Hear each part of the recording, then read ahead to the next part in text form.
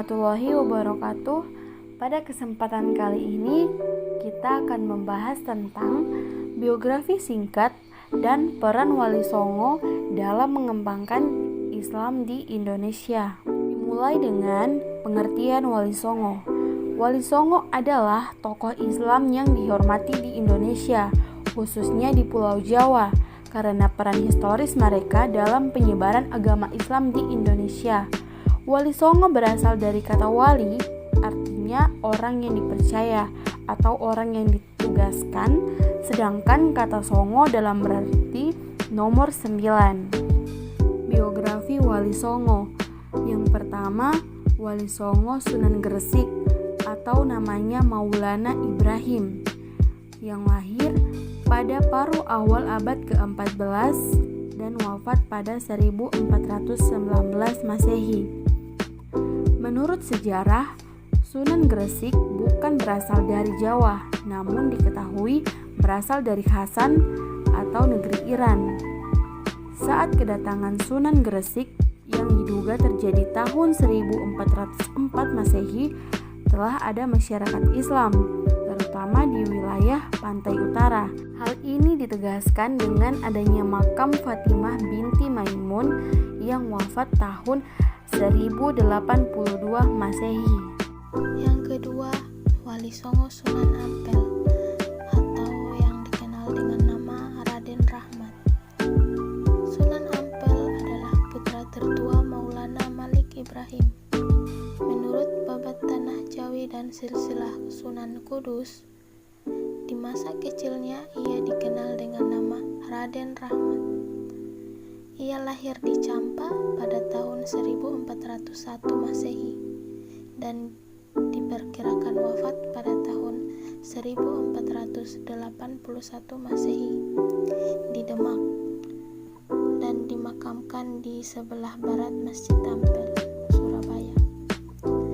Nama Ampel sendiri diidentikan dengan nama tempat di mana ia lama bermukim, yakni daerah Ampel atau Ampel Denta, wilayah yang kini menjadi bagian dari Surabaya. Yang ketiga, Wali Songo Sunan Bonang dilahirkan pada tahun 1465 dengan nama Raden Maulana Makdum Ibrahim. Dia adalah putra Sunan Ampel dan Nyai Ageng Manila. Sunan Bonang wafat pada tahun 1525 Masehi dan saat ini makam aslinya berada di kota Tuban. Sunan Bonang merupakan putra dari Sunan Ampel yang diberi perintah untuk mengemban dakwah, mengajarkan agama Islam di wilayah Rembang, Lasem, dan wilayah Tuban. Raden Makdum diandalkan Sunan Ampel guna menjadi wali yang besar suatu ketika nanti, sehingga Raden Makdum diajar sejak kecil dalam masalah agama Islam oleh ayahnya.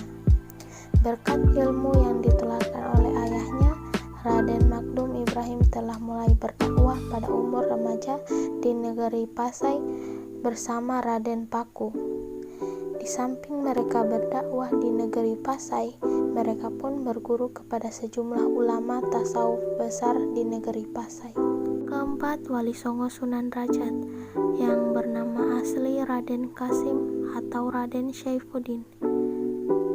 Beliau lahir pada tahun 1470 Masehi dan wafat pada tahun 1522 Masehi. Suatu hari ayah dari Raden Kasim mengajak putranya guna berdakwah laksana kakaknya. Namun Raden Kasim tidak langsung menerima perintah ayahnya, sebab Kasim hanya ingin menolong kakaknya. Kemudian ayah menggali cara supaya putranya Kasim berani berdakwah sendiri. Ayah menganjurkan Kasim guna berdakwah di Jawa unsur timur. Tetapi Kasim menolaknya, sebab Kasim merasa berat andai ke wilayah timur yang masih kental akan doktrin Hindu.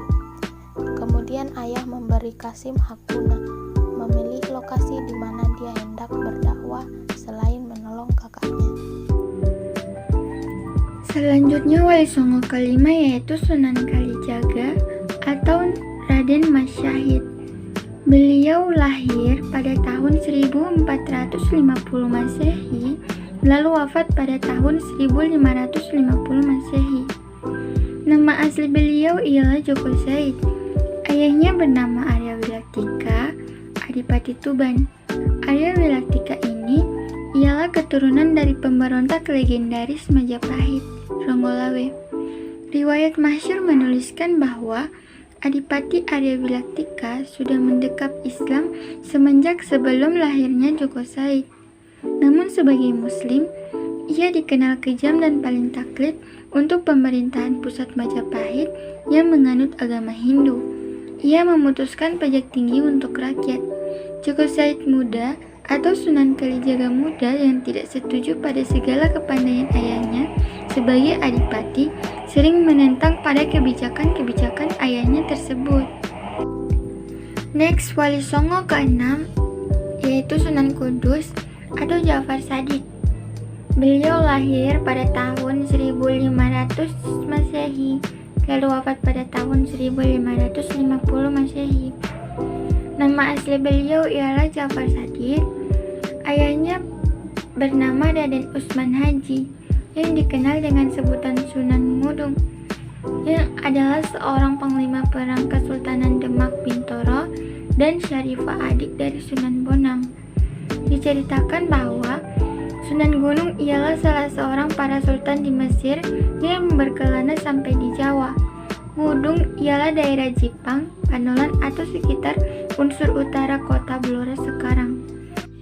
Sunan Kudus pernah menjabat sebagai panglima perang guna Kesultanan Demak, dan dalam masa pemerintahan Sunan Prawoto, dia menjadi penasihat untuk Arya Penang. Di samping sebagai panglima perang guna Kesultanan Demak, Sunan Kudus pun menjabat sebagai hakim pengadilan untuk Kesultanan Demak. Beliau bermunculan sekitar tahun 1500-an, lalu wafat pada tahun 1550 dan dimakamkan di Kut. Yang ketujuh ialah Sunan Muria atau biasa disebut dengan Raden Umar Said. Sunan Muria ialah putra Sunan Kalijaga. Sunan Kalijaga menikahi Dewi Saroh binti Maulana Ishak, dan lahirlah 3 anak mereka yaitu Sunan Muria, Dewi Rukayah, dan Dewi Sofia. Yang ke-8 ialah Sunan Gunung Jati, biasa disebut dengan Syarif Hidayatullah. Sunan Gunung Jati menggantikan kesultanan pamannya yang telah wafat. Setelah Sunan Gunung Jati berhasil menjadikan Banten sebagai kerajaan Islam, dia memberikan Kesultanan Banten kepada anaknya bernama Sultan Maulana Hasanuddin. Yang ke-9 ialah Sunan Giri atau Muhammad Ainul Yakin. Sunan Giri ialah sebuah pernikahan dari Maulana Ishak dan Dewi Sekardadu. Namun, kelahiran Sunan Giri ini dianggap membawa kutukan berupa wabah penyakit. Setelah mendapat kabar tersebut, Dewi Sekardadu mencari anaknya yang baru saja dilahirkan hingga menyusuri pantai. Namun, Dewi Sekardadu pun meninggal dalam pencariannya. Selanjutnya, peran Wali Songo dalam menyebarkan agama Islam. Peran Wali Songo dan ulama sengaja untuk berdakwah, mengajar, dan mendirikan pesantren. Melalui pendidikan, proses penyebaran Islam lebih cepat dan berhasil. Sekian penjelasan dari kami mengenai biografi singkat dan peran Wali Songo dalam menyebarkan agama Islam. Terima kasih. Wassalamualaikum warahmatullahi wabarakatuh.